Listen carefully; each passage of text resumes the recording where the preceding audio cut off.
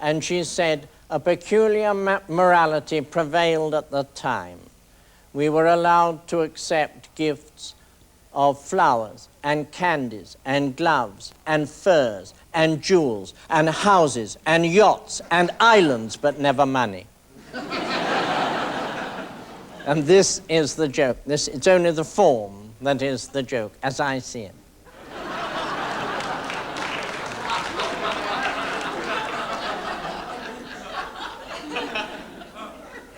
In 70 years, you have seen a lot of stage and screen stars. What star in the past would you say had the greatest style? Oh, without any doubt, though I don't suppose you've ever seen her, but Miss Bankhead. She had undoubtedly more style than anyone I've ever seen. As an example, she was once in England in a thriller, and when the curtain went up, there was a corpse on the stage. But as it was Miss Bankhead's first entrance, there was wild applause, and she stepped over the corpse. And she came to the footlights and she said, "Thank you, darlings." And then she stepped back over the corpse and said,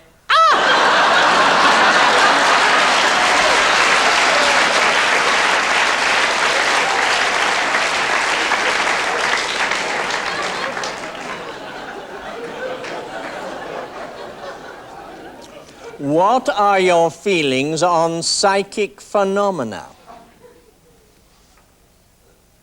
I've never known any. I've never seen any.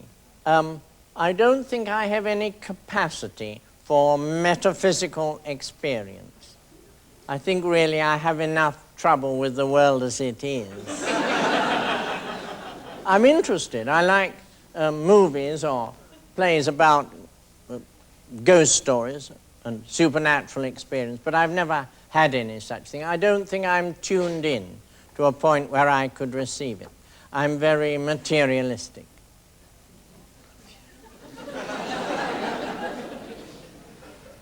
What advice do you have for aspiring writers?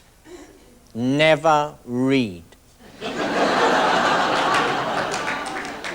This is very important. If you read books, in order to improve your writing style, you will find yourself trying to write literature instead of saying what you really mean. It's very important not to get caught up in trying to write better American prose. Don't do any such thing. Just try to think, am I saying what I mean? Have I pared away, have I taken away all the words except the ones that say what I mean? And then your writing will be fine. You have the most wonderful writers in America, really great stylists, people like Damon Runyon. And there's no floweriness, no literary effects in the work of Damon Runyon. He's as neat as he can possibly be. One of his stories begins, "Some parties who do not wish him well have put Maury in some quicklime."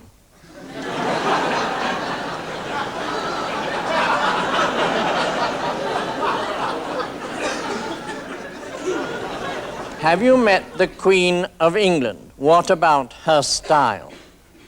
Well, I worry about the Queen of England. And I think that what we have to praise is the graciousness with which she has accepted a style suggested to her by others, because it cannot be natural for the fifth richest woman in the world to have a middle-class image. Now, I regret this, and if I were a member of the royal family, I would be wearing my coronet at breakfast.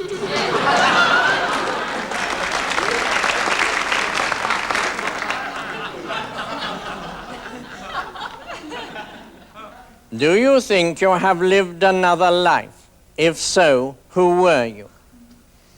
Well, I must say I can't believe in reincarnation. It doesn't seem to me to work. Mr. Gladstone died as a prime minister and came back as a handbag.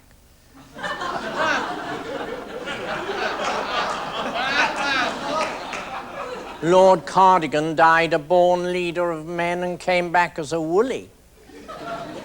So that it's not a very good idea. Also, of course, I don't mind having lived before if I don't know. What I wouldn't like is to step out of my mother's womb and think, here again. So I believe what my nature inclines me to believe, which is that I have not lived before and will not live again. The thing I wouldn't wish on my worst enemy is eternal life. What is charisma? I would say charisma was the ability to influence without the use of logic.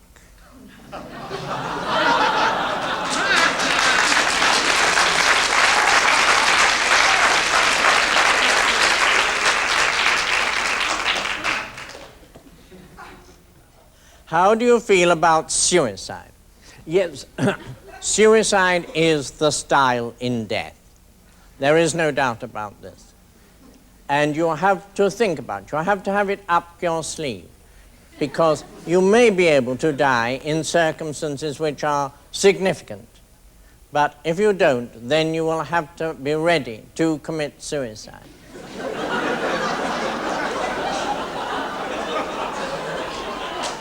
Well, if you don't, then you have to consider the alternative, which is lying on an iron bedstead in a rented room with people standing round saying, he can't last much longer.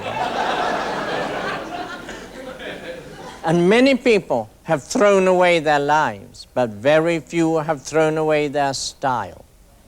Now, Mexico was once ruled by a man called Mr. Villa. And as you know, in Mexico, there's a revolution every Saturday afternoon. And on one of these occasions, he was riding through a Mexican village, and he was shot. And he fell into a greengrocer's shop and lay among the artichokes. And when one of his henchmen rushed up to see if he could be of any assistance, Mr. Villa said, "Don't let it end like this. Say I said something."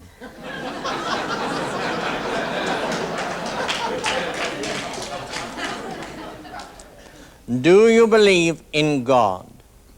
Now, I won't answer this question if it would worry anybody if I did.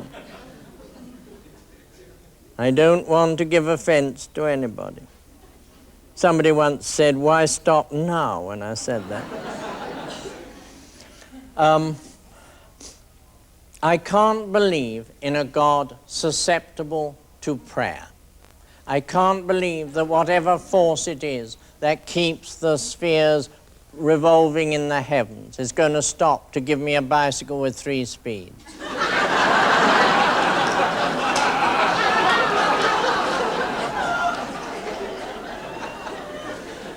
But if God is the unifying factor, if God is the cell within the cell, the universe that encompasses the universe, the cause behind the cause, and if prayer were a way in which you aligned your body with the forces that flow through the universe, then I would accept prayer.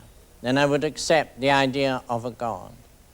And don't forget, almost all religions move toward the unifying factor, the God behind the gods, the God of gods. Even the Greeks, they believed in Jupiter. Mind you, he was the only person ever to remain in office after it was discovered he was a sex maniac.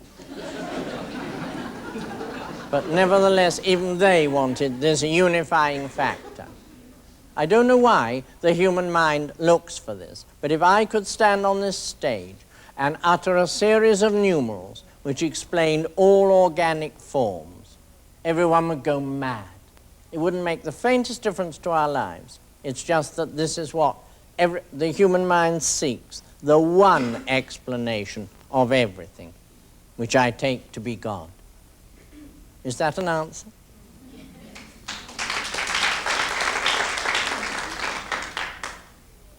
To what do you attribute the human race's revised opinion of yourself?